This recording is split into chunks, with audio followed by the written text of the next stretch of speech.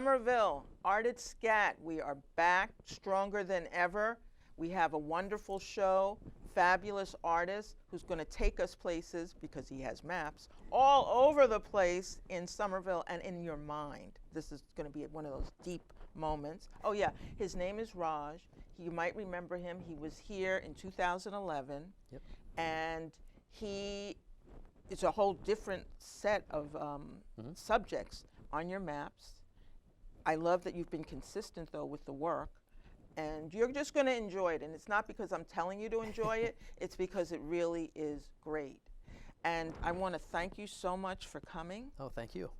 You were here for February. Yes. And then part of March. So it's an exciting time, and we're getting through that time when all this craziness is going on in the world, and we're not even going to talk about those crazy people that are in the election right now, but you do talk about them. So thank you for coming here. No problem, thank you. And thank you all for letting us into the living room too. Now don't go away, okay? Don't go away, no station breaks here. So tell us about your work. Tell us how long you know, what kind of, is this graphic design? Like how? Sure, I would describe it as graphic design. They're basically digital prints. I design them just using your normal tools like Illustrator, and they are meant to resemble subway maps, of course, but they're completely fictional. I call them Mapuccinos. That's sort of my cute name for them, and many of them, you know, cover various themes from the environment to politics to, you know, society. Others I do as personal commissions. Now, when did you start using, committing yourself to this type of art? The Mapuccinos, Yeah, I kind of came up with the concept and the name probably around the first time that I was on your show. 2011. Like 2010, 2011. Okay. But before that, I had always sketched maps and was always interested in maps, both subway maps as well as like antique maps, all sorts of maps, like my entire life. So, yeah, I'd say it's sort of a lifelong love, but I guess I didn't quite develop the style until, you know, maybe 5 or 6 years ago. Now, do you have a good sense of direction for loving maps that way? I think I do. You can ask my wife, though, but...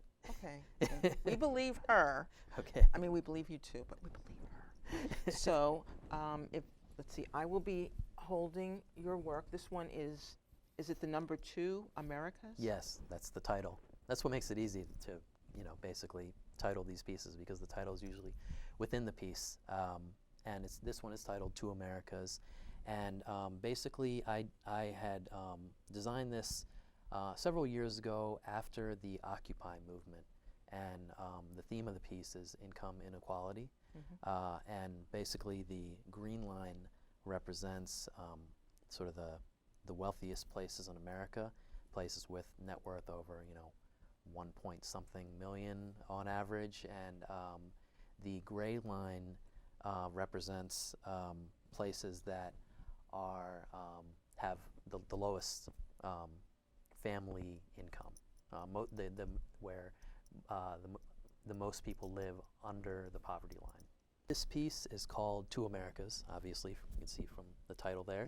Mm-hmm. I designed this piece several years ago after the Occupy movement, and the theme of the piece is income inequality.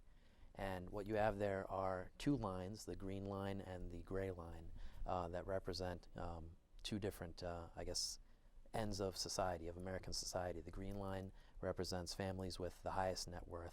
Money. Yeah. The green for the money. Exactly. Averaging, you know, 1-point-something million or more. The gray line represents the places that have the highest percentage of people living below the poverty line. Which is interesting, because on this it looks like they are the shadows. Yeah. Yep. And I like that. When you come to see this, it's fascinating. Mm-hmm. And now, when did you do this piece? Around 2011, 2012. Because what's interesting, you have Flint mm-hmm. and yes. Detroit, yeah. and they're right in the news right now. Yeah. For the water. Exactly. And for the racial, they're calling it environmental racism. Yes.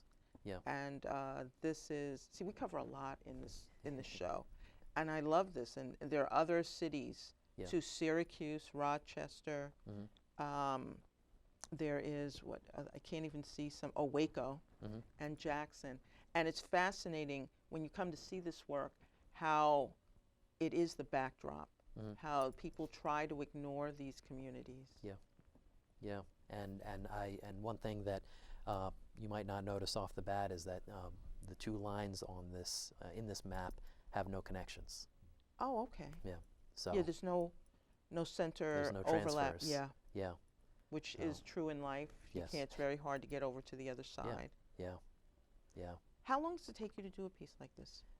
There's a lot of research that goes into it. I poured over a lot of census data, and I pour over a lot of census data for many of these pieces, and others I pour over news stories. And to actually lay out and design it, it could take several days, or not straight, of course, but yeah, it's very sort of detail-oriented work. So, but yeah, I guess I've been doing it long enough that I've developed a style and a technique. So it takes less and less time every time. But yeah, I'm fascinated by the research that goes into it too, the thought process to educate us.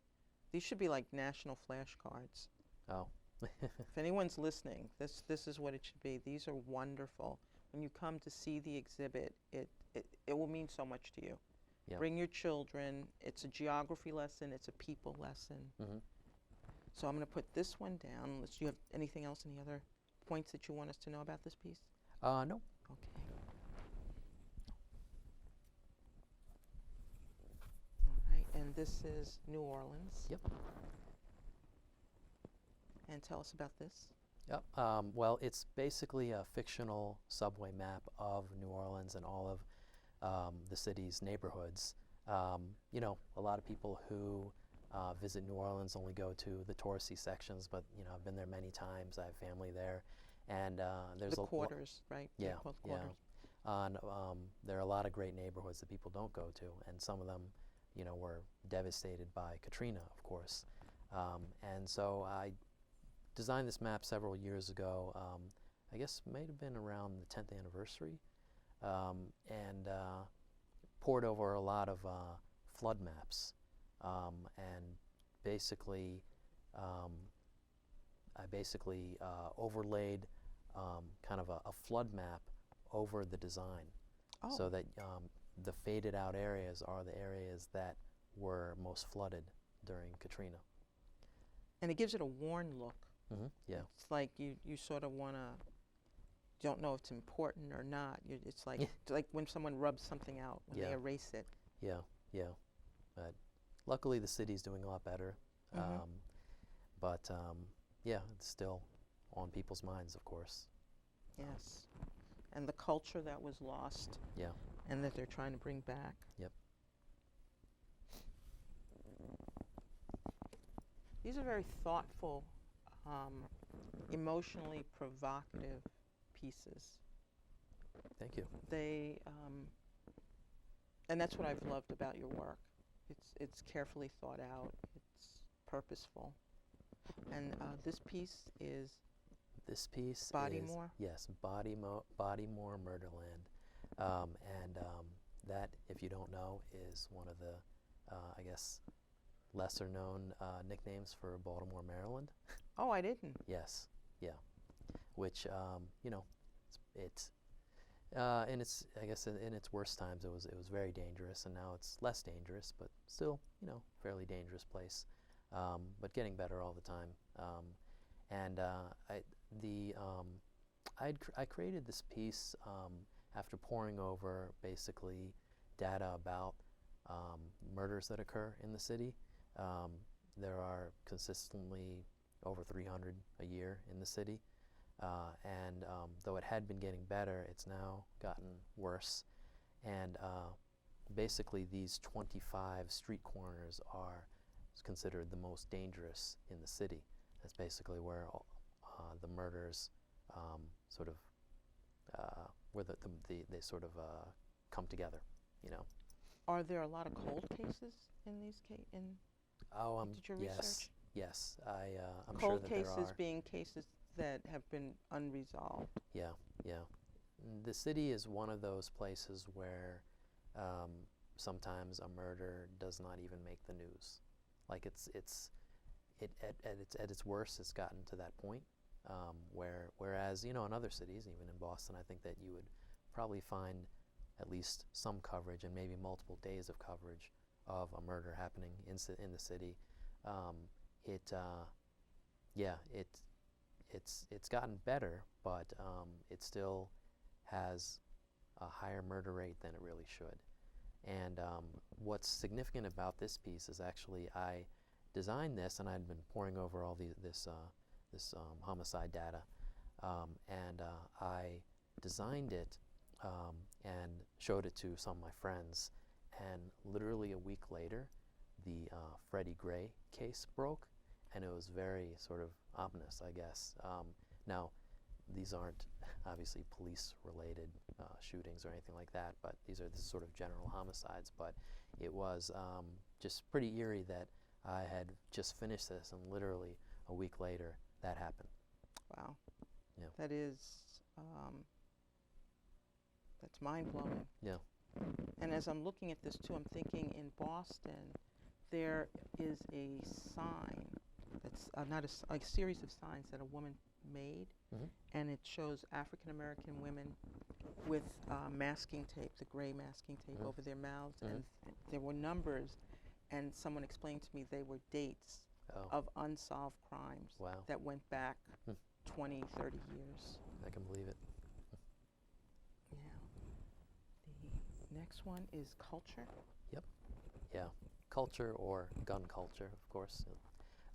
This is, a lot of my maps, they just look like sort of just a sprawling city subway. But sometimes I try to be creative with the shape. So there we have the shape of the gun. Yeah, yeah.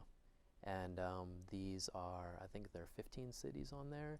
And I tried to my best to sort of, I guess, fit them all into the shape of a gun, but also they're generally geographically accurate. But they are the sort of the 15 murder capitals of America. Which is a sad title for cities to have. Yeah. Yep. And I when I was trying to think of a title, I don't always have the title ahead of time.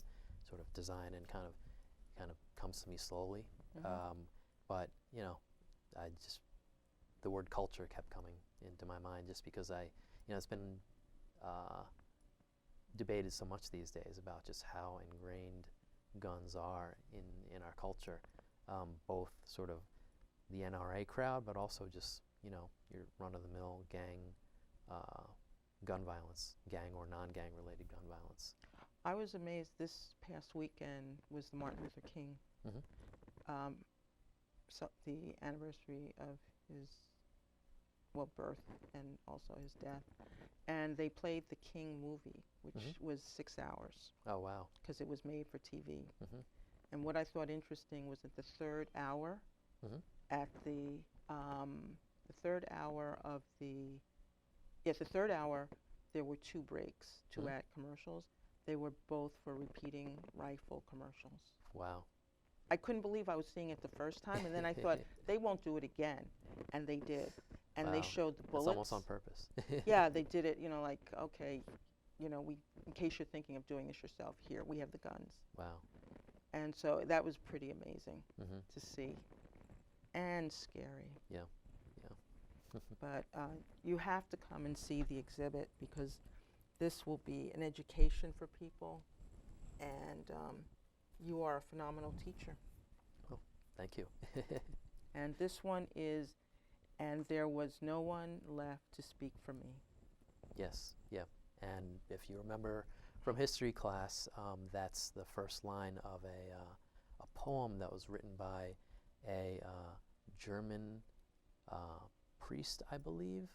And I'm forgetting his name right now, but it was basically Reference on the Holocaust. Yes, exactly. It was written during World War II. Obviously there were a lot of Jews that were imprisoned and killed, but there were other people that were in prison with them, and he was one of them. He was sort of part of the German intellectual society, and he had kind of written this poem you know, first they came for the socialists, first they came for the so-and-so. And you never think it's going to be you. Exactly, and then he finishes with, and then they came for me, and there was no one to speak for me. I'm probably not quoting it exactly, but yeah, I thought a lot about that quote and that poem during this whole Syrian refugee crisis, just because it was just heart-wrenching to watch these videos and see these pictures of the kids The and children, the families trying to escape, and just, you know, the debate across Europe, the debate across the United States, across all of these governors, including our own, who closed the gates. Yeah, it's heart-wrenching, just the millions of people that are trying to escape, and the only ones who can are the ones who have the means, the money to pay the smugglers, and even paying the smugglers doesn't mean you'll get here safely. Exactly. On this map, it basically represents all the countries that have taken in, either by choice or not, Syrian refugees. And the titles are the country names, and they are sized by how many refugees they have taken in. Now, that number is changing all the time. I think that I actually created this right before, I think his name's Trudeau was elected, Canadian Prime Minister, and he said that he was going to raise their limits. So I'm probably not doing them justice, but they probably should be larger in an updated map. But at the time, which was maybe a month or two ago when I designed this, these were accurate. It would be interesting if you did do a series by month to see how the numbers, because Germany will be changing. Yeah. And Turkey. Yeah. And just all over the United States, if you know who has something to do with it. Yeah. And some countries in the Middle East have taken them in, either by choice or because they had no other choice. But there are a lot of names on there that are absent, as you know. A lot of the wealthy oil-producing Arab nations are missing from the map. They've basically closed off their borders. And I don't know, it's the way they profile who will be the terrorists. They really need to think about that again. Yeah, yeah. And I know this piece moves me emotionally because I do a lot of work on my own as an artist around the Statue of Liberty. And the myth is that she was initially African. Oh. But people, you never know how they play with history. But to know that people are denied access to the shores is very painful. That's why I wear the earring with the Statue of Liberty. It's on one of my ears. I'm not sure which one. One right there. Yeah. But that's important to me. Immigration is important. Yeah. So thank you for this. Sure. And some of the countries too that you can see here are Turkey, Iraq, Lebanon, Kuwait, United Arab Emirates, and then Germany, Sweden. Sweden has changed, I think. Yeah. So, and with the increase in terrorist activity, people are shutting down. Yeah. And I feel sorry because the immigrants are the ones caught in the middle. Okay, this is. Oh yes. So this is a bit different from the other pieces. It's every once in a while there'll be a story in the news, and I'll just feel inspired. I'll feel inspired to sit down and just design a map around it. So and I usually don't print them out, and I usually just sort of put them on Facebook or whatnot. So these two are just some very simple designs that I had made around two events. One was marriage equality, when it went national, and I think we have a lot of pride here in Massachusetts that we were the first to do it, and that we sort of proved that it could be done, and that there was no harm in doing it. And so I basically created a map. It's a rainbow map, of course, for obvious reasons, with Massachusetts at the center, kind of showing. Oh no, this one is Paris. Oh, well, Oh, the one okay. in the lower When right you hand said corner. okay, when Yeah. you said the center. Yep. Yeah. Okay. With Massachusetts in the center of the rainbow one, and just showing the sort of the spread of marriage equality around the country, and yeah, it's amazing that it actually passed. It's amazing that there are still judges out there that are blocking it in certain places, but yeah, it's yeah. It is amazing that people block it Yep. because my law. Oh, Actually, go ahead. oh, keep going, but we Oh. can talk about that one next. One of my things is if you can find someone to love you Mhm. and put up with you, Mhm. then why shouldn't you get married? Why shouldn't you get married? Oh, before we put this one down, let's talk about the other one on it, which is the Somerville Paris. Oh, okay. I've That's kinda what threw me. Yeah, yeah. And so that was another one in sort of a similar radial pattern that I made after the Paris attacks recently. Because if you've lived in Somerville long enough, back in the 90s, you probably might have heard the nickname, right? The Paris of the 90s or the Paris of New England. That's what people kind of Oh, yes, jokingly called Somerville. So yeah, there was a lot of it was amazing to see sort of like the outpouring of support and grief, especially in the artistic community around that time. And yeah, so this is sort of my take on it. Our connection as the quote unquote Paris of the 90s or Paris of New England with the city of Paris. Yeah. And then the colors are the same because of the flag. Yeah, exactly. So that is something for people to know. Yeah. And I enjoyed this piece too. Doesn't feel like I should say I enjoyed, but I was moved by this piece. Good, great. Thank you. Oh, so the next two are interesting because they were much larger in their original form. This one is called Migration, and it was one that I had done on a gigantic banner for a previous Art Beat event. Art Beat is the event over in Davis Square. And this one was basically a map of all of the places where people have migrated from to come to Somerville. Yeah.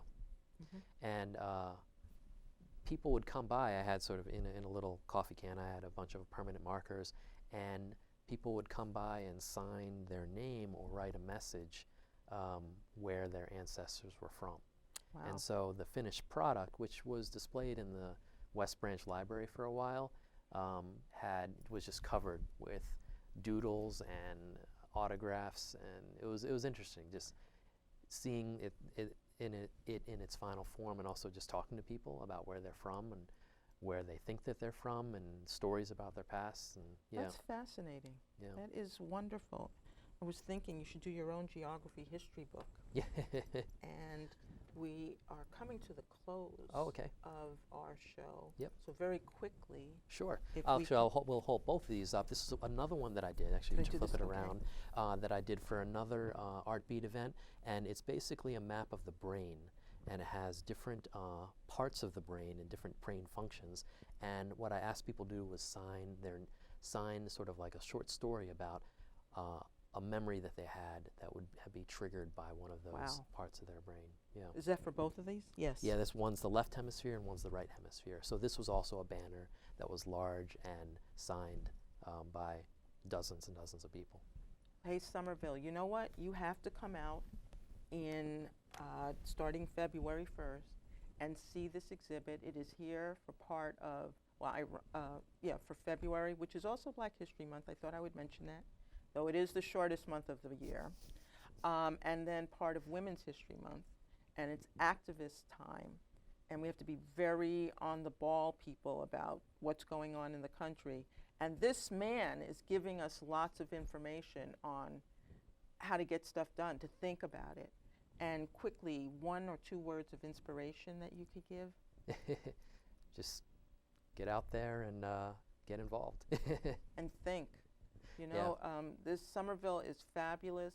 SCAT is fabulous. Thank you for giving us this history of Somerville, the story of Somerville and diversity. You know, you've given us a lot to think about tonight. And when you come to the exhibit, there will be a reception which will give you information about. You can meet the artist and his very cute family. And it's just, thank you so much for coming back. And I want to do a shout out for SCATV. You know, we have Adam, who's here. We have Isabella. There's Hans. There's, of course, Erica. There's Jason. And there are a lot of interns here. You can come in and get a lot of projects done. These people are very generous with their time. They're very nice. They're better than nice. And nice is just neutral. These people are very cool. We enjoy, you know, look at what they're doing. This is a SCATV show. And you are like educating us, and we're looking at art. And it's like the best of both worlds, of all worlds colliding. So we thank the staff for everything that they're doing, including directing me with the lighting and everything else. And thank you so much for coming and being a part of this. I really appreciate your message. And you're such a cool, like laid-back kind of guy, but there's all this stuff going on. And you need to come down and see the show. You got to meet the artist. You just really do. He's a lot of fun, and you're going to learn a lot. And you'll be coming back going, you got to bring friends. Bring more friends. Bring more friends. So until the end of March, I'll speak to you then.